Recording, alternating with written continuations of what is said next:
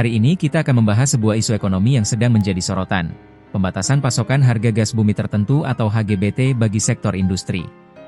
Keputusan ini membuat resah para pelaku industri manufaktur, investor, bahkan menimbulkan kekhawatiran besar terhadap keberlangsungan tenaga kerja. Kenapa bisa begitu? Mari kita bedah satu persatu. Harga gas bumi tertentu atau HGBT adalah skema harga khusus yang diberikan pemerintah untuk mendukung industri dalam negeri. Harga ini dipatok di level $6,5 Amerika per MMBTU, jauh lebih murah dibanding harga pasar internasional yang bisa mencapai $17 Amerika per MMBTU. Dengan harga murah ini, pabrik bisa beroperasi lebih efisien, produk lebih kompetitif, dan daya saing nasional terjaga. Namun, belakangan produsen gas mengumumkan adanya pembatasan pasokan HGBT. Artinya, gas murah tidak lagi bisa dinikmati dengan volume yang cukup oleh industri. Menurut juru bicara Kementerian Perindustrian, Febri Henry Antoni Arif, pembatasan ini bukan sekadar masalah teknis, tetapi ancaman serius. Produksi bisa menurun drastis. Utilisasi pabrik berkurang. Bahkan, ada risiko pabrik tutup. Yang paling ditakutkan adalah PHK massal. Lebih dari 100.000 pekerja di sektor penerima manfaat HGBT diperkirakan terdampak. Artinya, bukan hanya industri yang kehilangan tenaga kerja, tetapi ribuan keluarga juga ikut menderita akibat hilangnya penghasilan. Kalau harga gas naik, otomatis biaya produksi juga naik. Dampaknya langsung terasa, harga barang di pasaran ikut melonjak. Akibatnya, produk dalam negeri menjadi mahal dan kalah bersaing dengan barang impor. Padahal, daya saing adalah kunci utama agar industri Indonesia bisa bertahan, terutama menghadapi gempuran produk luar negeri. Jadi, pembatasan HGBT ini tidak hanya persoalan energi, tetapi juga bisa memukul habis strategi besar pemerintah untuk menguatkan industri nasional. Febri menegaskan, kebijakan pembatasan ini juga bertentangan dengan arahan Presiden Prabowo Subianto. Kita tahu, dalam program Astacita, Presiden menekankan 4 hal utama. 1. Kemandirian energi. 2. Kemandirian pangan. 3. Hilirisasi industri. 4. Penciptaan lapangan kerja.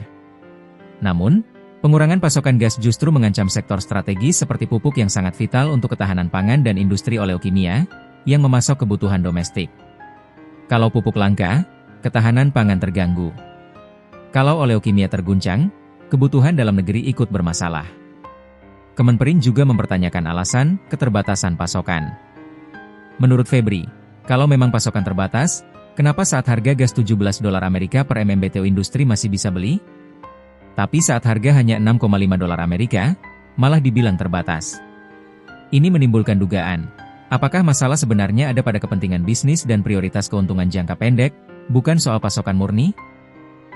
Febri mengingatkan, meski negara kehilangan sebagian penerimaan di hulu akibat HGBT, nilai tambah di hilir justru lebih besar. Hitungannya sederhana, setiap Rp1 yang hilang di hulu, bisa dikompensasi dengan Rp3 dari nilai tambah hilirisasi. Artinya, fokus ke hilir jauh lebih menguntungkan bagi perekonomian nasional.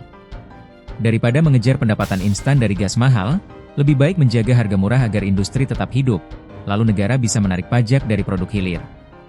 Dengan menjaga harga gas tetap di level $6,5 Amerika per MMBTU dan memastikan pasokan stabil, Febri optimistis target besar Presiden Prabowo bisa tercapai, pertumbuhan ekonomi 8%. Kalau industri bisa berproduksi maksimal, lapangan kerja terbuka, dan produk hilir bernilai tinggi, maka target itu bukan hanya mimpi, tetapi bisa menjadi kenyataan. Jadi, jelas bahwa kebijakan energi, khususnya harga gas, punya dampak besar bagi masa depan ekonomi Indonesia. Kalau salah langkah, yang dikorbankan bukan hanya industri, tapi juga jutaan pekerja dan ketahanan ekonomi bangsa.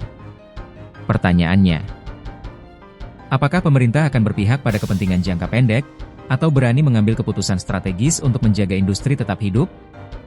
Tulis pendapat kalian di kolom komentar. Jangan lupa like, share, dan subscribe untuk terus mengikuti analisis mendalam tentang isu-isu ekonomi dan industri di Indonesia.